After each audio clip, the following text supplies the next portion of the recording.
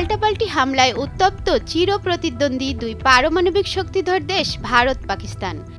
কাশ্মীরের পহেলগামে পর্যটকদের উপর বন্দুক হামলায় প্রাণহানির প্রতিশোধ নিতে মঙ্গলবার ভোরে পাকিস্তানে বিমান হামলা চালিয়েছে ভারত। এতে নিহত হয়েছে প্রায় শতাধিক বেসামরিক মানুষ। এই অভিযানের নাম দেওয়া হয়েছে অপারেশন সিঁদুর। নামটি সামনে আসার পর থেকেই প্রতিরক্ষা বিশ্লেষকরা ও সাধারণ নাগরিকদের মধ্যে জল্পনা তুঙ্গে। কেন এই নাম, কী উদ্দেশ্যে, এসব প্রশ্ন এখন চর্চার কেন্দ্রে। ভারতীয় সেনাবাহিনী বলছে অপারেশন সিঁদুর নামে সায় দিয়েছিলেন দেশটির প্রধানমন্ত্রী নরেন্দ্র মোদী। এই নামেই পহেলগামের ঘটনার যোগ্য জবাব দেওয়া যাবে বলে সিদ্ধান্ত হয়। পহেলগামে পর্যটকদের উপর যেভাবে হামলা হয়েছিল, অপারেশন সিঁদুর নামে তার ছায়া রয়েছে। সিঁদুর শব্দটি হিন্দু বিবাহিত নারীদের জন্য অত্যন্ত তাৎপর্যপূর্ণ। এটি প্রতীক ভালোবাসা, সুরক্ষা ও কর্তৃত্বের। হিন্দু মহিলারা সাধারণত কপালে সিঁদুর পরে বিবাহের চিহ্ন বহন করেন। পহেলগামে হামলায় জঙ্গিরা সেই চিহ্ন মুছে দিয়েছে বলে অভিযোগ ভারতের।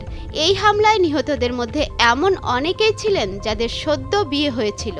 হামলার এই ধরনের কারণেই অপারেশন সিঁদুর নামটি আরও তাৎপর্যপূর্ণ হয়ে উঠেছে বলে মনে করছেন ভারতীয়রা।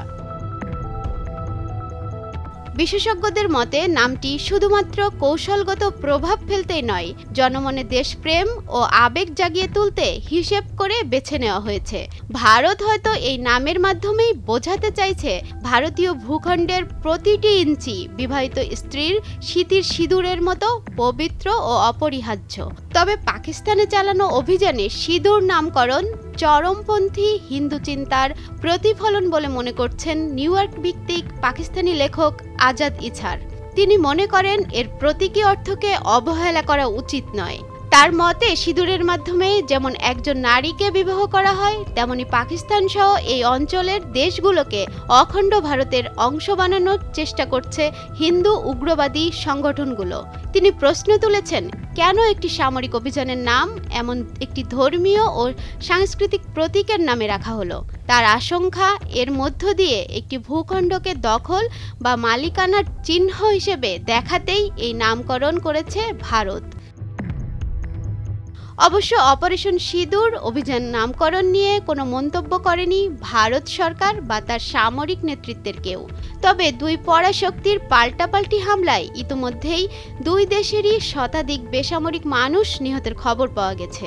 ক্ষয়ক্ষতির পরিমাণও ব্যাপক। বিশেষজ্ঞরা সংখ্যা প্রকাশ করে জানিয়েছেন, ভারত পাকিস্তানের এই যুদ্ধ দক্ষিণ এশিয়াকে নিয়ে যাচ্ছে ভয়াবহ অস্থিরতার দিকে, যার প্রভাব গোটা দক্ষিণ এশিয়ার আঞ্চলিক নিরাপত্তাকে করে তুলছে অনিশ্চিত ও ঝুঁকিপূর্ণ। বিশেষজ্ঞদের সংখ্যা এর প্রভাব পড়বে বাংলাদেশ, নেপাল, শ্রীলঙ্কা, আফগানিস্তান এবং চীন সহ গোটা দক্ষিণ এশিয়ায়। এতে উদ্বাস্তু সমস্যা দেখা দিতে পারে। সীমান্ত অঞ্চলগুলোতে উত্তেজনা সহ ব্যাহত হবে অর্থনৈতিক প্রবৃদ্ধি। অনামিকা রায়, ভোরের কাগজ।